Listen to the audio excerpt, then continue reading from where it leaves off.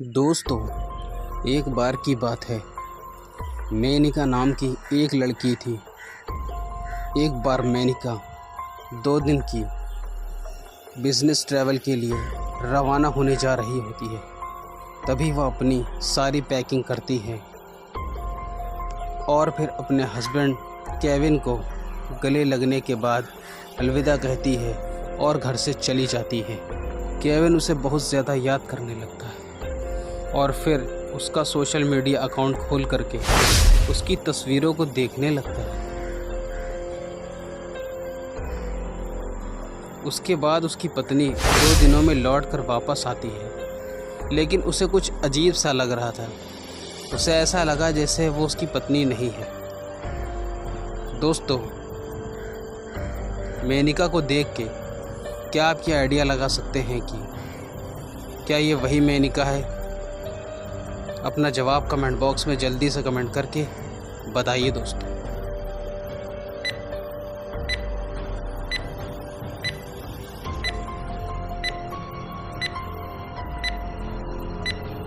दोस्तों, अगर आपने ध्यान दिया होगा तो उसकी फ़ोटो में मेनिका के दाएं गाल पर एक जन्मजात निशान है, लेकिन जो महिला घर वापस आई है उसकी बाईं तरफ गाल पर जन्मजात का निशान मौजूद है, यानी कि वो उसकी असली पत्नी नहीं है। दोस्तों, अगर आप भी यही सोच रहे थे तो अपना जवाब कमेंट बॉक्स में कमेंट करके बताएं। वीडियो अगर पसंद आई तो वीडियो को लाइक और चैनल को सब्सक्राइब कर दें। दोस्तों, एक बार की बात है।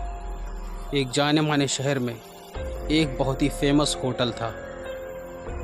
एक बार उस होटल की लॉबी में के नाम के व्यक्ति की एक महंगी घड़ी चोरी हो जाती है। डिटेक्टिव मेहुल को जब इस बात का पता चलता है तो वो तुरंत ही होटल में पहुंचते हैं और मामले की तहकीकात करना शुरू कर देते हैं। केन ने उन्हें बताया कि उन्हें 3 लोगों पर शक है और वो उनसे तुरंत ही मदद चाहता है।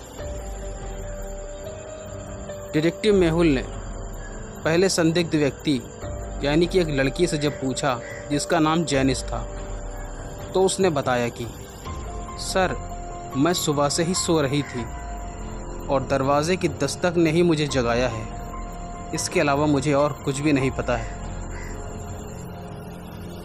फिर डिटेक्टिव मेहुल ने स्टीव नाम के बंदे से पूछा तो उसने जवाब दिया कि सर, मैं अपने कमरे में टीवी देख रहा था। मैं आज अपने कमरे से बाहर नहीं निकला हूँ।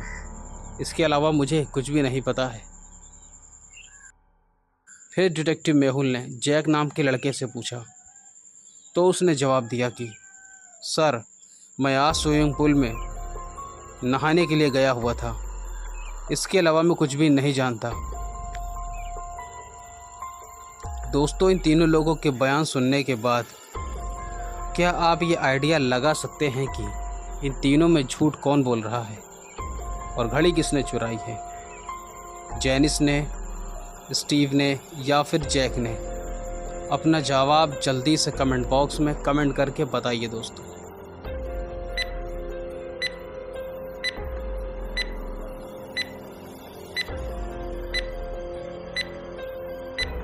दोस्तों, अगर आपने ध्यान दिया होगा कि जेनिस ने कहा कि वह अभी अभी जगी है, लेकिन उसका बिस्तर तो पूरी तरह से सेट था, यानी कि वो पहले से ही जग रही थी और वो झूठ बोल रही है। दोस्तों, अगर आप भी यही सोच रहे थे तो अपना जवाब कमेंट बॉक्स में कमेंट करके बताएं।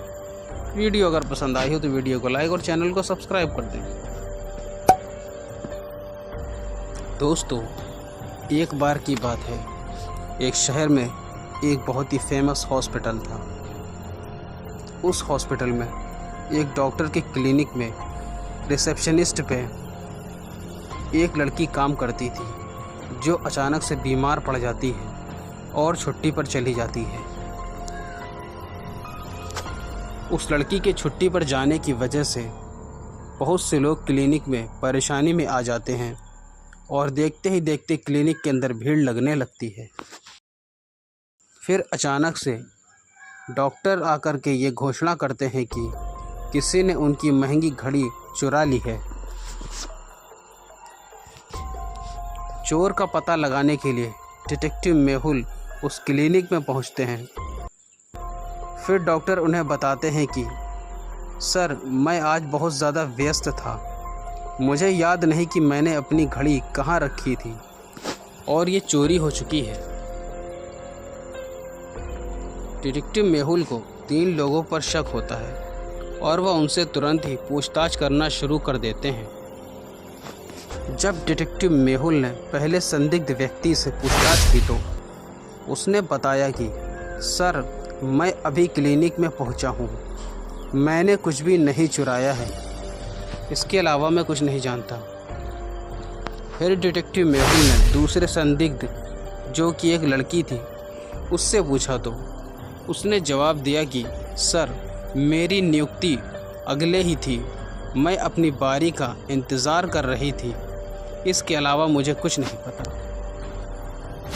फिर डिटेक्टिव मेहुल ने तीसरे संदिग्ध व्यक्ति से पूछा तो उसने जवाब दिया, सर, मैं रिसेप्शनिस्ट के डेस्क के पास कभी नहीं गया, मैं घड़ी कैसे चुराऊंगा। दोस्तों, इन तीनों लोगों के बयान सुनने के बाद क्या आप ये आइडिया लगा सकते हैं कि डॉक्टर की घड़ी को किसने चुराया है? नंबर 1, नंबर 2 या फिर नंबर 3? अपना जवाब जल्दी से कमेंट बॉक्स में कमेंट करके बताइए।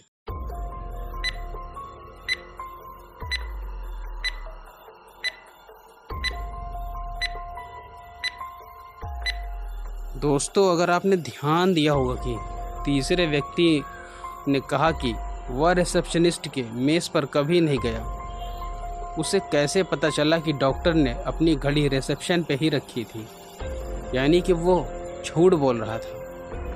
दोस्तों, अगर आप भी यही सोच रहे थे तो अपना जवाब कमेंट बॉक्स में जल्दी से कमेंट करके बताइए।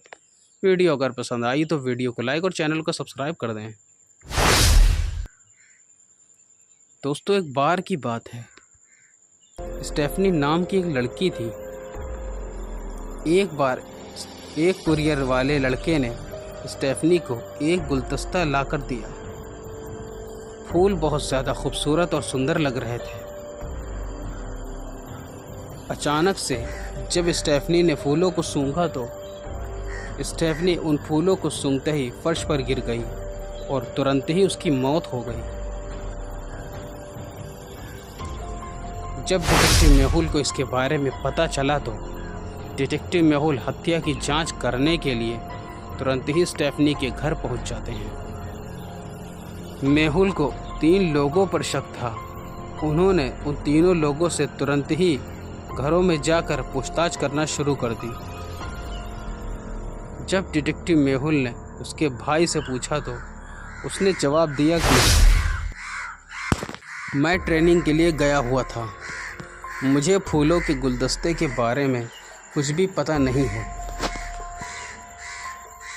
फिर डिटेक्टिव मेहुल ने उसके दोस्त से पूछा तो उसने जवाब दिया कि सर, मैं बगीचे के पेड़ों को साफ कर रहा था और ट्रिम कर रहा था, इसके अलावा मैं कुछ भी नहीं जानता हूँ। फिर डिटेक्टिव मेहुल ने उसके पड़ोसी से पूछा तो उसने जवाब दिया कि सर, मैं सुबह से अपने कार्यालय में था, मुझे कुछ भी नहीं पता है। दोस्तों, तीनों लोगों के बयान सुनने के बाद क्या आप ये आइडिया लगा सकते हैं कि इन तीनों में असली हत्यारा कौन हो सकता है? उसका पड़ोसी, उसका भाई या फिर उसका दोस्त? अपना जवाब जल्दी से कमेंट बॉक्स में कमेंट करके बताइए दोस्तों।